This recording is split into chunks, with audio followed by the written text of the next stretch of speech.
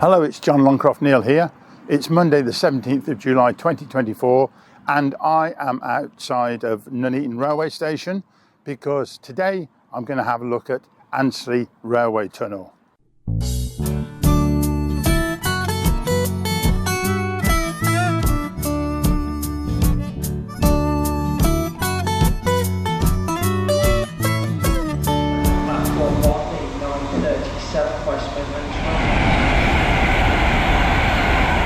Now then, if you wanted to go from Nuneaton to Birmingham, you'd have to go over to platform 7. And yes, we have 7 platforms here, which is more than Coventry, at Nuneaton Railway Station. It's the Leicester-Birmingham line, goes through Nuneaton. But en route, it has to negotiate 1 or 2 little hilly bits over by Arley, Galley Common Way. And one of the ways of doing it is to build a tunnel. So that's what they did back in the 19th century. Here we see the railway line coming from platform 7 towards us and then off towards Birmingham. And as we move round, you can see the centre of Nuneaton, and fortunately there is a train coming towards us on the line. Notice that big patch of water, which is one of the filled in quarries. We'll have a look at that closer later on. It's always a bit of a thrill to see one of the fast trains going down to London. I spoke in my previous video about the buddleia bush plant. Beautiful purple flowers that smell really nice. Here they are, look. And since I'm doing a thing about railways, I said that there are plenty of them around by the railways, and here they are. There's just lots of them, and they flourish. By the way, I'm on my way from Sandon Fields to the bottom of Tuttle Hill. It's a passageway through, which is maybe one day will become a way for cars, but at the minute it's this very rough track, which I think the railway people use as well, because there's railway sidings. There's a lot here actually, and yeah, it might be a point to just let you know about the Nuneaton sidings, which were considerable back in the day. Let me show you. The caption said this is an OS map covering Nuneaton Station goods yard in 1951, and just look at all those sidings. You can see the River Anchor going underneath them all, but there's so much traffic of coal and other produce, mostly coal I think, to various places around the Midlands. Terrific. Sad old houses here, look. But we emerge past more buddleia onto the bottom of Tuttle Hill. That's enormous. Look at this one. Wow. So now I've arrived at the Coles Hill Road at the bottom of Tuttle Hill, and this is a major route out of Nuneaton heading west and going up Tuttle Hill. So it's quite a hilly terrain, and there's a number of quarries up here too.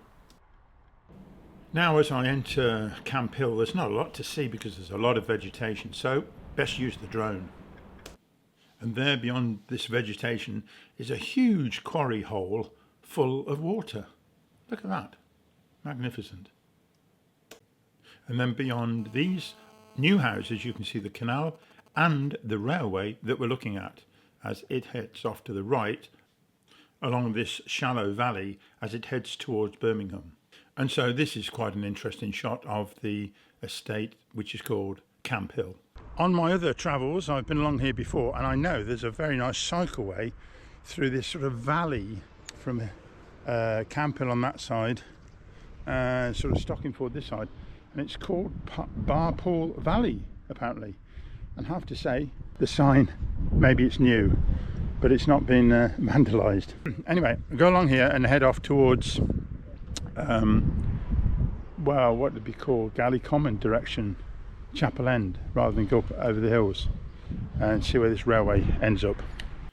All praise to the internet for giving us access to these old photographs. I love this one. It's credited to a local historian, Peter Lee, and it says here, a 1900 photograph of Arley Railway Tunnel's repair gang, led by John Stain, the MR's charge hand. He is the tall man in the bowler hat and beard, who subsequently died in 1904 following a stroke while working on the tunnel. He's buried just inside the gates of St Wilfrid's churchyard. At this time, the tunnel entrance lay much closer to Arley. It was opened out into a cutting in the 1940s to overcome damage from colliery subsidence. Here is a map from 1902. That's the entrance towards the tunnel over near Nuneaton, underneath the roads, right the way here off towards Birmingham this way. But this section was troubled with subsidence, so they made the cutting bigger, close to the road, as you can see on this modern map of the tunnel.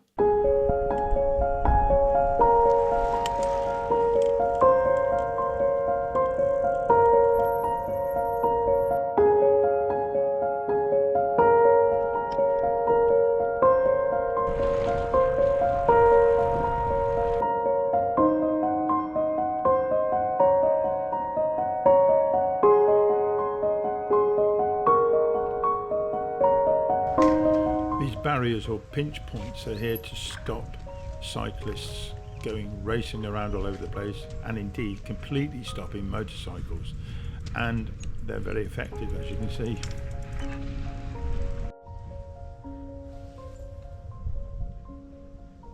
It's bindweed. It's a right nuisance in the garden, but it's a very pretty flower. Yeah, there's all the flowers seem to be out. It's July, mid-July, and yeah, all the wild flowers are out. Looks very nice.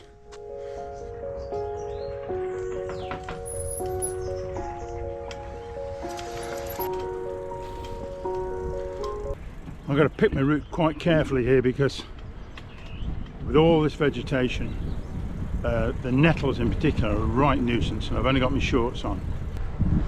Morning. Morning.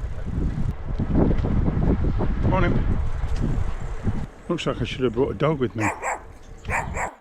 On the right here we can see the lower section of Camp Hill Estate, with a lot of new houses being built, because the old ones really needed a lot of renovation.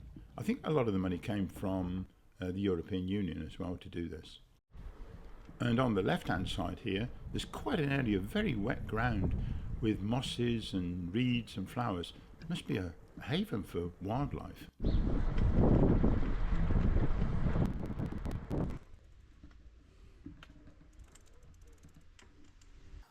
Well, here's the quarry with the water in it, and along this footpath with the water and ponds to the right and the woods and the marsh to the left, all the way along this very nice cycleway to Bucks Hill.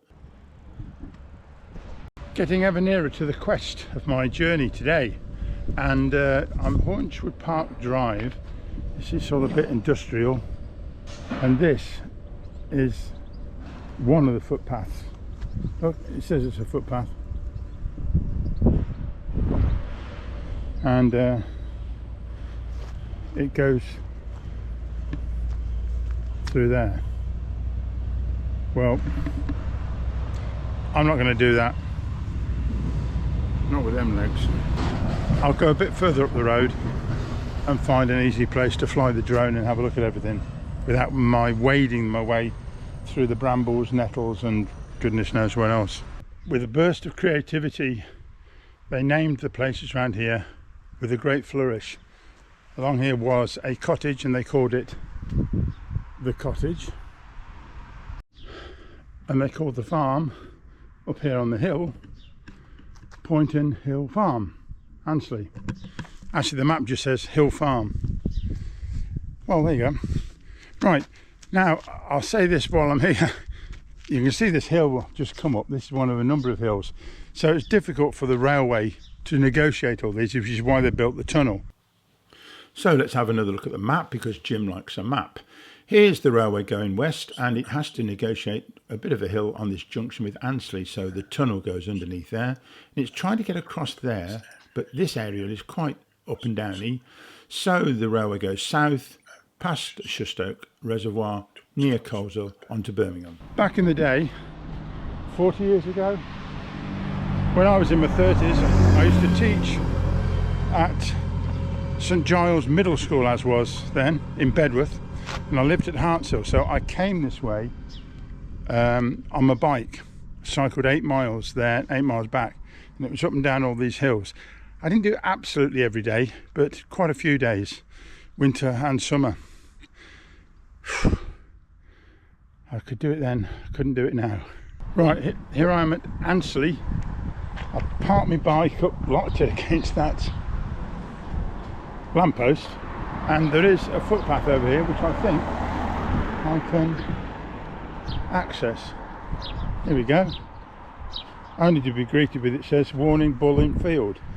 I think I'm going to call their bluff. Go for it. Well, I can't see a bull in the field. However, there is evidence. So maybe it's bullshit after all. That there were cows. So I'll just make my way over here. There is a bit of a footpath going through, look, so if the coast is clear. Looks pretty good to me. No, I can't see any animals at all. Right, well, the railway line apparently is underneath this lot and goes over there. So the tunnel starts over here, and you can see we're on quite a bit of a hill, and this is where the railway had to negotiate this. Well, this is a whole lot easier than wading through nettles and brambles. Just get the drone up and let's have a look and see where this tunnel is. Ah, and here we are. This is it. The railway approaching this hill, and quite a neat entrance to the tunnel that goes underneath this hill. And so swinging round, we can see the entrance to this tunnel, in this case, an exit. Look, on cue, there's a little train coming from Birmingham going towards Nuneaton and off towards Leicester. And if we swing round, we can have a look back over the landscape, over the site of the old colliery and Nuneaton in the distance. I do recall back in the day, 40 years ago, when I was cycling through this area, going to work, you could clearly see the old colliery workings before it became this industrial site. Obviously, what I've got to do now is go back to the entrance to this tunnel and follow the line that the railway goes underground right across to the other side of the hill and see where it emerges on its way towards Birmingham.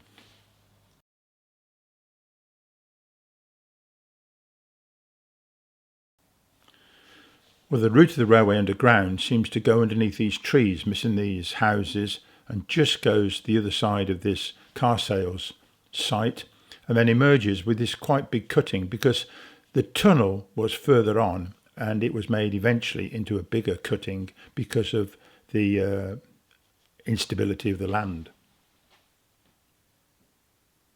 And again on cue, here's a train emerging from the western end of the tunnel, heading off through this cutting and then on towards Birmingham and all places west.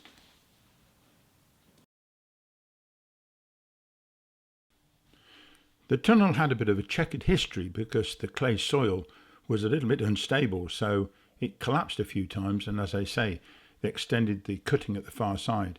And this is a photograph from 1900, look at them.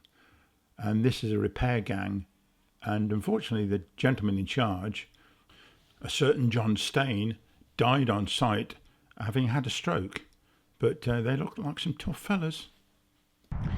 I bet you somebody knows somebody who worked at Haunchwood Colliery, which is just down there, because there are lots of small pits around, and Haunchwood Colliery was down there, which is where that industrial estate is, and some of the old houses down there were there to house the workers at the colliery. And I've got a feeling that this big expanse of land here might well have been a spoil tip for the rubbish that they didn't want to use and wasn't cold. So if that is the case, yeah, I've always wanted to have a look at this. Right, just got to negotiate the gate again.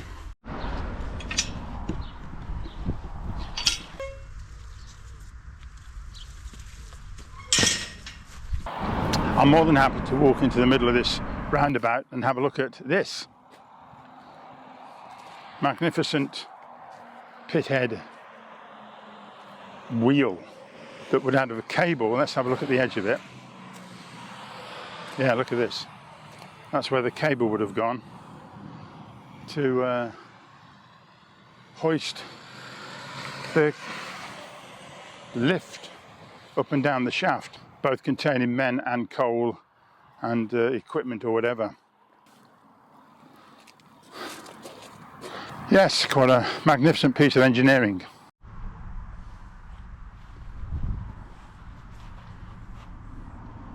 A tribute to the many miners who worked in our local coal mines. They worked underground in darkness so that we may be in warmth and light.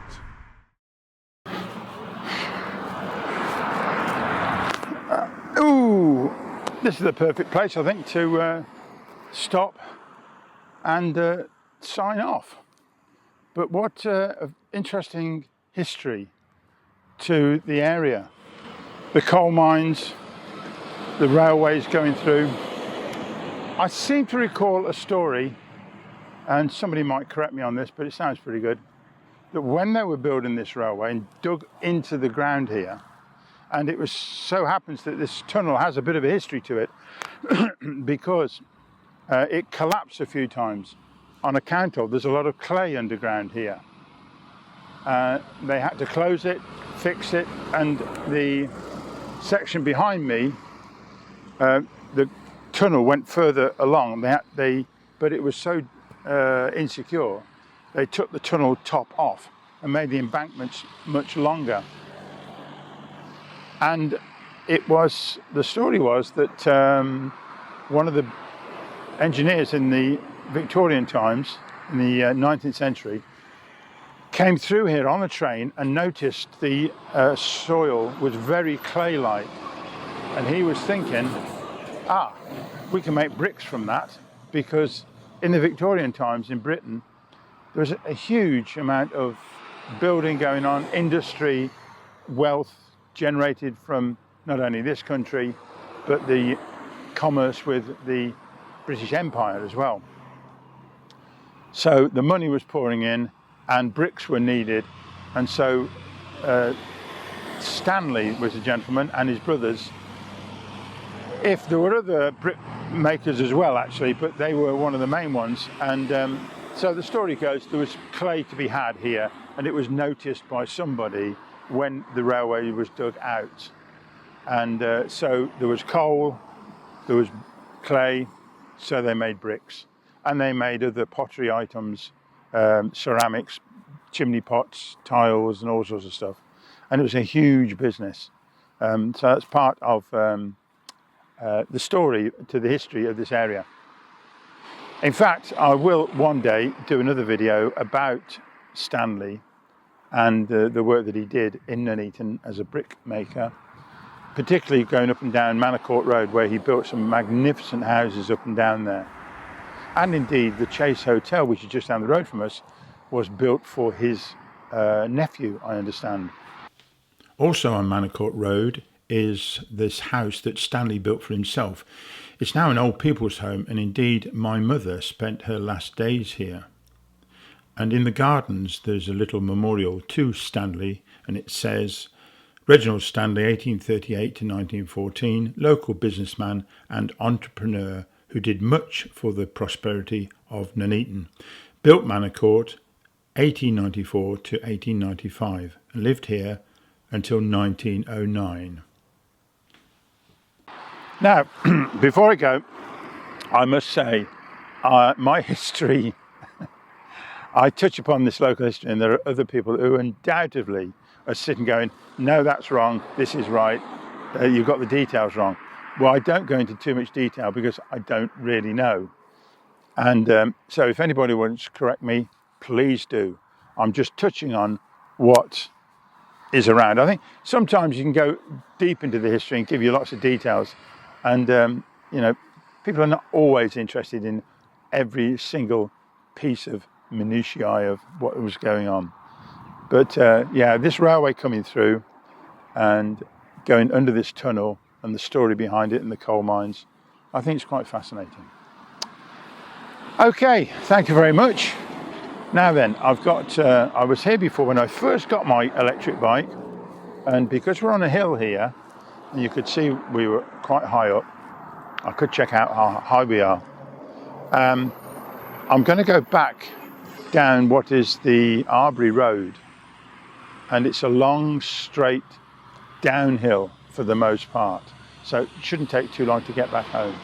It'll avoid all those ups and downs of those hills. So this is Ansley, but down there is Arley, New Arley and Old Arley, and this is the Arley Tunnel, despite the fact it's next door to Ansley. It's all very confusing. I'll tell you what though, pub around the corner, the what's it called, is flagged up recently as one of the best pubs in the area, the Nelson, just around here. Very good. So I've said that, I'm going to put it in a video. Might get a kickback for it. Okay, listen, you will see me next time. Okay, all the best. Take care.